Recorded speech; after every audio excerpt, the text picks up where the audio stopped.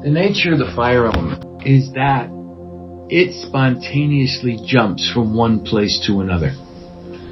If you think about a forest fire, if one tree's on fire, either a little bit of flame or some embers or something will jump, so that fire will go to the next tree.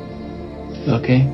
And this happens in a million ways. If you think of the digital world, you have a digital signal jump, and that will set the whole internet on fire with millions of things. So this is what you have. The nature of the fire element is that something which exhausts its stability jumps, and something of that stability remains for it to create a new stability. When you have fire, like for example, if you have a blowtorch, it isn't like you have to keep on relighting it every 2 seconds.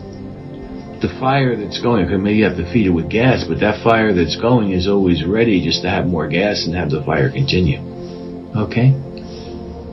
So like that. But unlike, let's say, water, water is not going to spontaneously move downhill if there's a hole in the ground. It's going to go in that hole and it's going to stay there. So this is at a very fundamental level now in the human body. This involves the fire element in terms of Qigong, because it's not the same thing as it's done in acupuncture or herbalism. Well, more similar to acupuncture. But if we're talking about in Qigong, one of the things you're trying to do is how do you build up a pressure inside you, suddenly release it, to where wherever it releases to can suddenly catalyze it starting all over again. As an example, I didn't do this with the Chen stuff. So you have these movements to where, you go wham, and you see the people vibrating. But if you really watch very, very, very closely, if you get one of the good ones, after that vibration, it kicks off going right into the next movement. So there's no discontinuity. It doesn't continue like water that just will naturally continue.